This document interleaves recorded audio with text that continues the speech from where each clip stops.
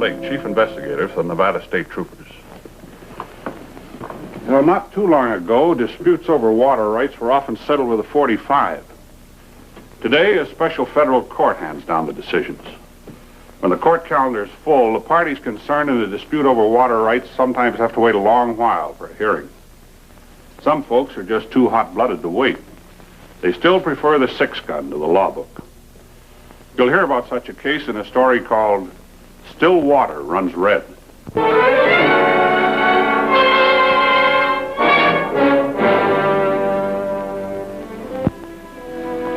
North of Reno, back in the foothills of the Carson Range, is Peyote Lake. It's a man-made lake. 11 years ago, a mountain stream flowed freely along the floor of a canyon that was here and brought life to an otherwise arid stretch of land known as Tucker Valley.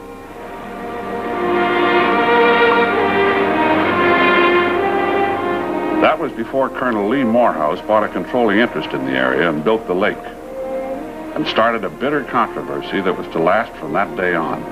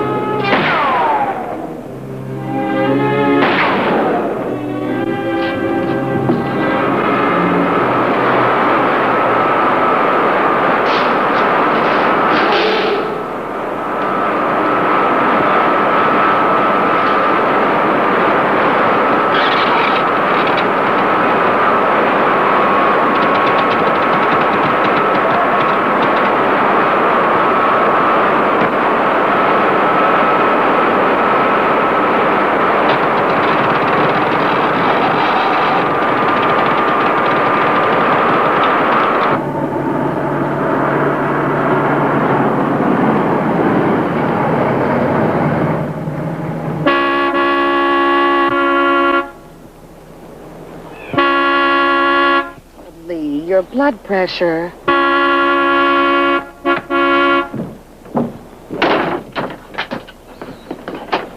it's about time. But somebody's fooling around the pump building. Anita and I saw him from the top of the hill. You get in your truck and follow us. Yes, sir.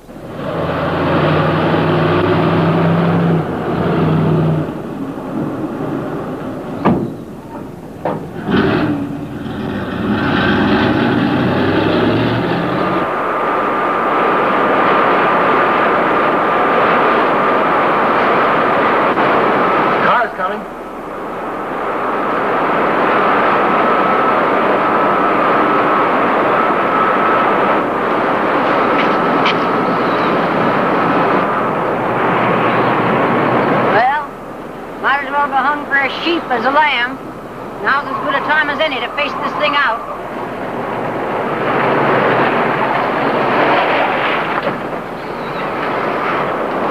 Don't be too hard on her, dear. She means well. You keep out of this.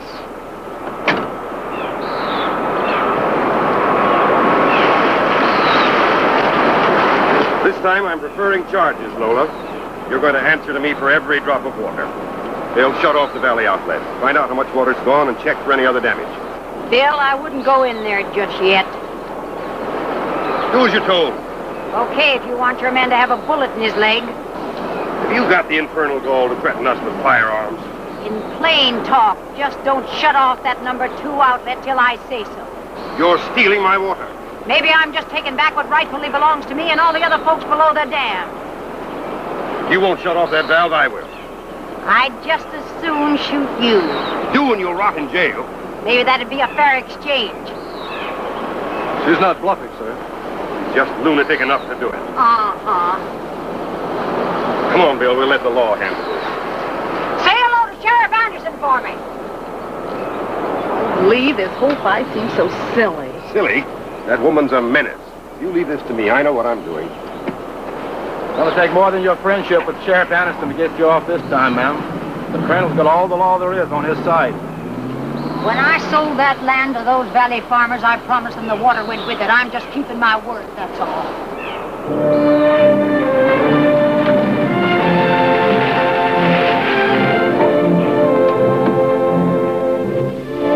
The Colonel kept his word. after the incident at the pumping station, Sheriff Anderson paid a call to Lola Tucker.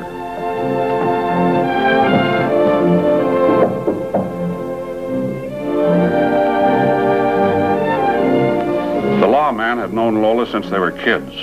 The Tucker family had been one of the first to settle in that part of Nevada. Lola's father had been an iron man with a strong sense of justice and a sure aim with a 6-gun. When he died, Lola had inherited upwards of 1,000 acres of ranch land, most of it without clear title. He had also left his daughter a tendency to settle disputes the old-fashioned way.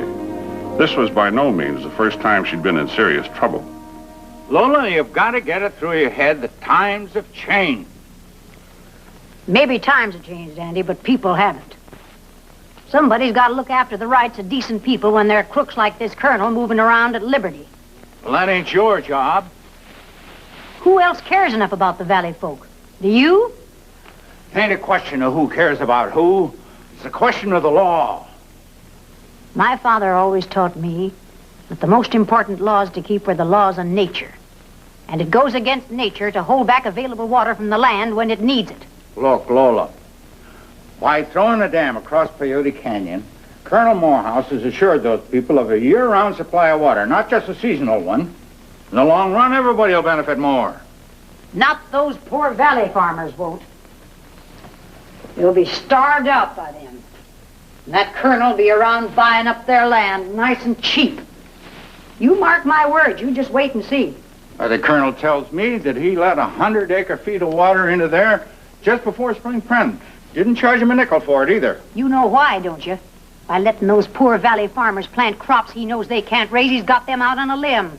A limb he can chop off anytime he feels like it. Well, I guess I got them a little water yesterday. Maybe I'm going to have to pay for it. Are you going to put me in jail, Andy? You got the colonel wrong, Lola. Well, you sound like you're sticking up for him. Are you on his side all of a sudden? I ain't on anybody's side. My job is to get your promise to behave yourself. What does that mean? You know what it means. Stay off his property. Don't give him any more trouble. You do that and he'll drop all the charges against you.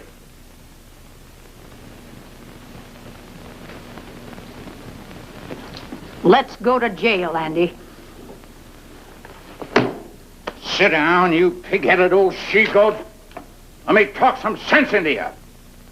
Sheriff Anderson never got a promise out of Lola Tucker, but she agreed to be reasonable, providing a water shortage in the valley didn't become acute.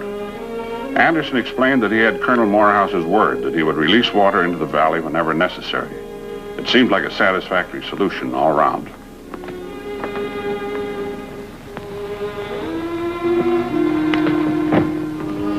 One afternoon, about a week later, Bill Larson was making his rounds of the lake property.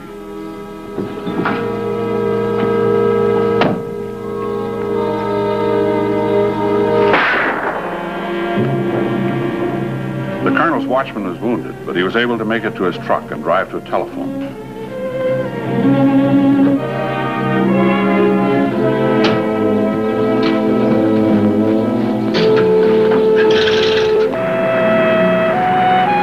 Right after that, Sheriff Anderson asked me to drop in and see him.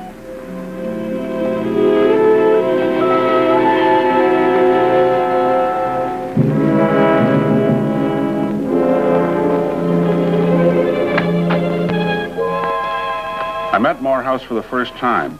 Sheriff Anderson filled me in on the trouble up at Peyote Lake. Colonel Morehouse claims that Lola Tucker or one of her ranch hands took a pot shot at Bill Larson. Of course, there's no proof of this.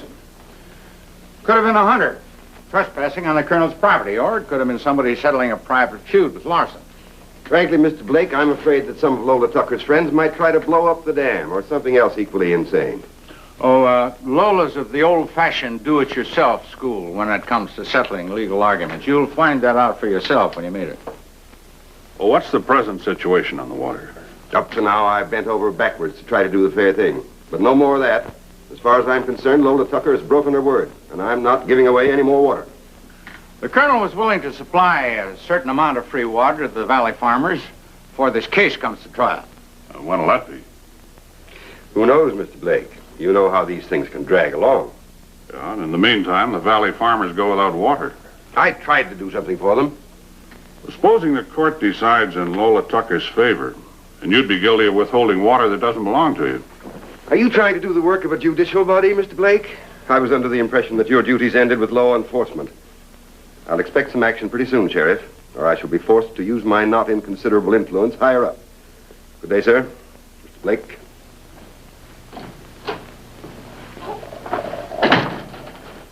Get yourself another boy, Andy. All right, I don't blame you for feeling the way you do, but I'm not asking you to do this for the Colonel. I'm asking you to do it for Lola. She's in for serious trouble if they lay the shooting at her door, and I don't think she had anything to do with it. Seem pretty sure. Well, whatever else her faults, she wouldn't shoot a man from hiding. Face to face, maybe.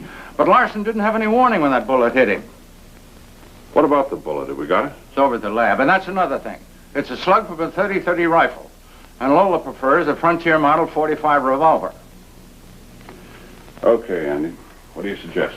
Sheriff Anderson had made arrangements with Colonel Morehouse to have me employed as an additional guard to help Bill Larson keep an eye on things at the lake. No one but the Colonel would know my true identity, and I would be in a good position to see what was going on.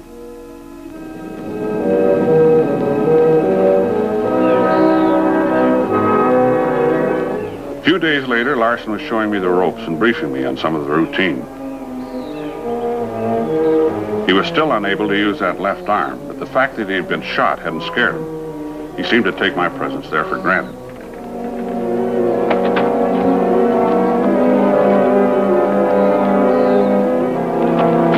My duties were to keep a constant patrol of the road, see that all gates were kept locked, and keep a sharp lookout for trespassers. Larson explained that a county road ran through the middle of the Colonel's property. In the course of making the rounds, it had to be crossed at several points. Apparently, it was still open season on watchmen at Peyote Lake. You're lucky. They got a lot closer to me. Well, it sort of knocks out the idea that it's a hunter in your case. I never thought it was. The point now is that meant for you or for me? Or was it an intentional miss? It'll hint that we ought to look for another job someplace else. To find that out, you'll have to ask Lola Tucker. It could be our friend leaving now.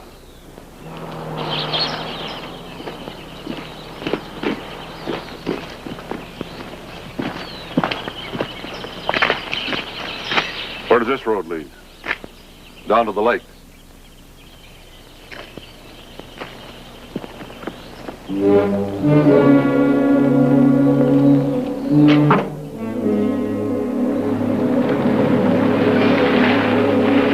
Next day, I found time to explore the area.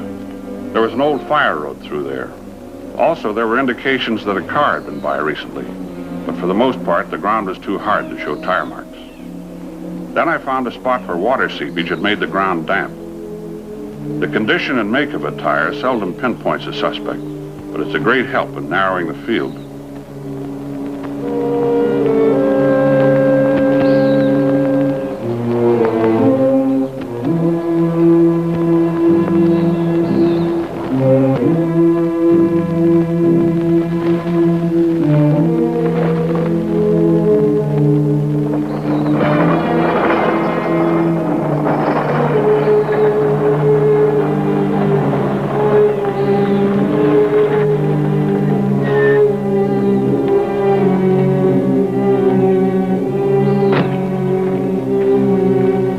First call on Lola Tucker that same day.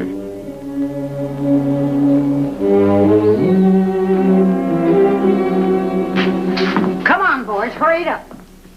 Hello. Well, what can I do for you? Hey, he's a new guard from over at the lake. I saw him the other day. You work for that colonel? Oh, that's right, ma'am. You must be Lola Tucker. I came over to talk to you. You did, huh? Well, I got news for you, young man. You can turn around and go back where you came from. I got nothing to say to you or anybody else that has anything to do with that colonel. Show him out, boys. Better go along quietly, just like the lady said. Somebody took a shot at me yesterday down by the south end gate. You weren't hit, were you? No. Why press your luck? Take him away, Ed. I'm not leaving yet. You heard what the lady said. Oh.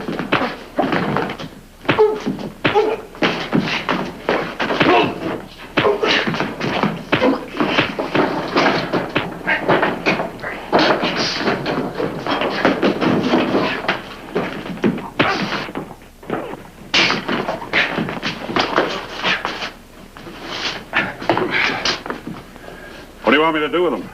Well, you can let him go. Ed, you better finish unloading that stuff. Be careful with that dynamite. We had enough excitement around here for one day. How come a real man like you works for that miserable creature, that colonel? That's a living. If I don't get shot. Come in the house. We'll talk. I sure hate to see good material go to waste. Why don't you come and work for me? The wages are poor, but the grub is good. The man don't have to be ashamed of what he's doing. I never was much good at handling dynamite. That dynamite's used for blasting stumps. Ed takes care of that, and he does pretty good, too. How does he do with a 30-30? I wouldn't know. I never saw Ed shoot a gun. How about you? You still think we got something to do with those shootings, don't you? This a 30-30? No, that's a 44. I know this is going to sound kind of fishy to you, but my 30-30 was stolen right off of that wall just a little while before Bill Larson was shot. You don't believe me, do you? No. Well, my offer of a job still holds, so think it over. How far would you be willing to go to see that the farmers in the valley get all the water they'll ever need? I'd go a long way, young man. I'd do pretty near anything. Would you see Colonel Morehouse and talk to him? If I get him to agree to see you, will you try to make a deal? Frankly, I'd rather blow up his dam. Does that answer your question? All right. I'll go see him anyway. I'll let you know. Don't do me any favors. The important thing is for the farmers to get their water, right?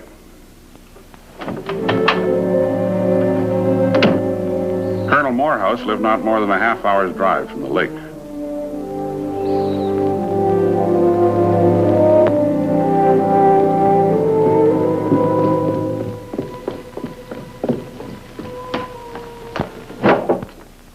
Yes? Oh, is Colonel Morehouse at home? Well, who shall I say wants to see him? Oh, I'm the new watchman helping Bill Larson down at the lake. Oh, yes, my husband mentioned hiring you. Well, he's in his study. I'll get him. Won't you sit down, please? Thank you. Mrs. Morehouse came with something of a surprise. Somehow I hadn't thought of the colonel as having as attractive a wife. It was easy to connect him with big game hunting. Apparently he'd spent a lot of time in Africa. He had a collection of rifles worth a small fortune, and evidently knew how to use them.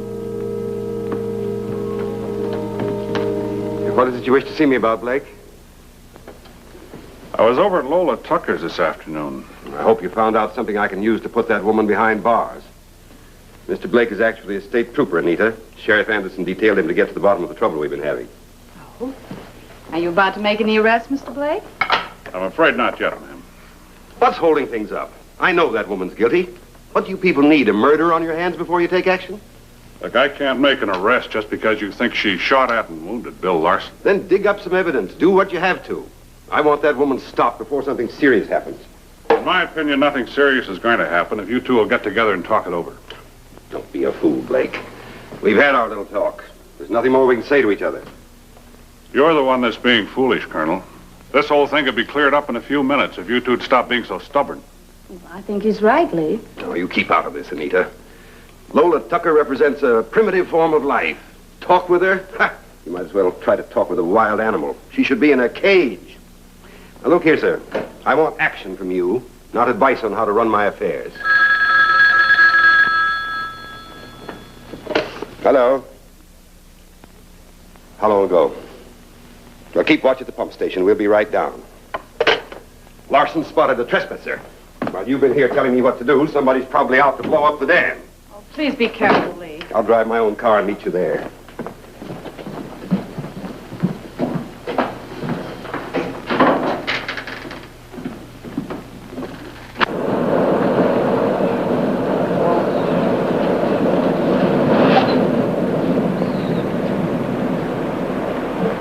I spotted somebody at the lower end of the lake.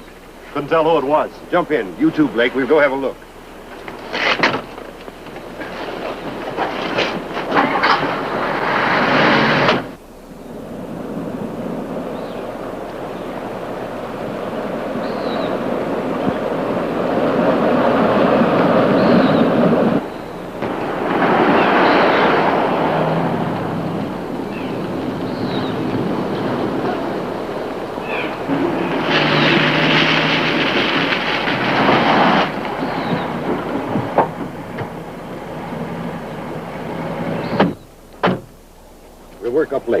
see anybody, shoot first and we'll ask questions afterwards.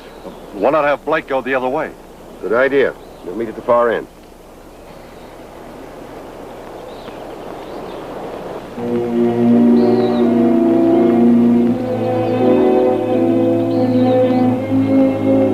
The tread marks made by the tires on the Colonel's car were the same ones I'd been looking for. Those marksmanship trophies and the stuffed heads up at the Colonel's house began to take on a significance they hadn't had before. For reasons of his own, the husband of an attractive and discontented wife could be after big game of another sort. I wondered if Bill Larson and Mrs. Morehouse knew one another, and how well. I decided to trail them and keep them in sight.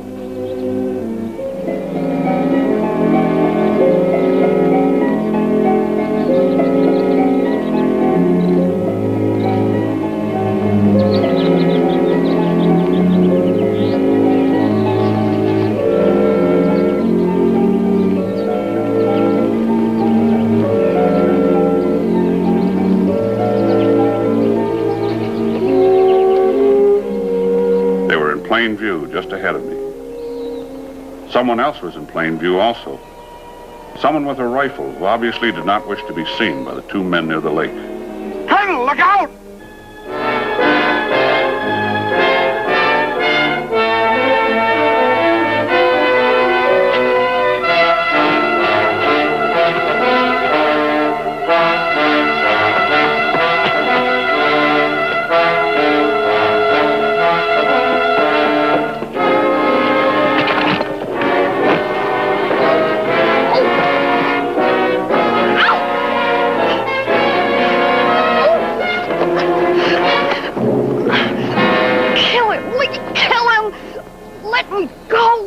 Anita! Drop your guns. Both of you.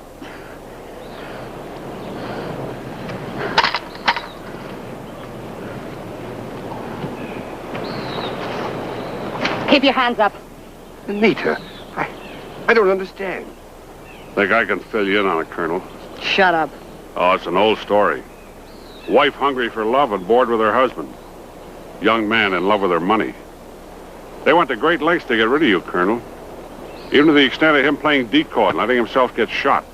I said shut up. I can't believe it. Anita, this can't be true. Well, it is true, Lee. Every bit of it. Let's get on with it, Anita. Yes, Bill. Start walking, Lee. Anita! I imagine that's Lola Tucker's 30-30. You're so right. Walk, Lee. I never shoot a sitting duck, you know that. You can't mean it. Walk.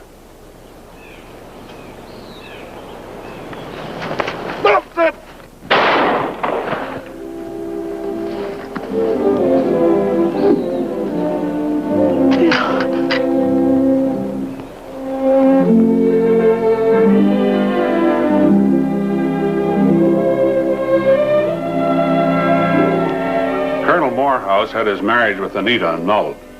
She's serving a manslaughter sentence in the state prison. Oh, incidentally, she was the big game hunter, not the colonel. He wasn't even with her in Africa when she met Bill Larson. Larson followed her back, and they cooked up the plan to kill the colonel and blame it on the water rights dispute. Oh, by the way, the latest reports from Peyote Lake indicate that Colonel Morehouse and Lola Tucker are getting along just fine. Well, that closes another case from the files of State Trooper. See you again next week.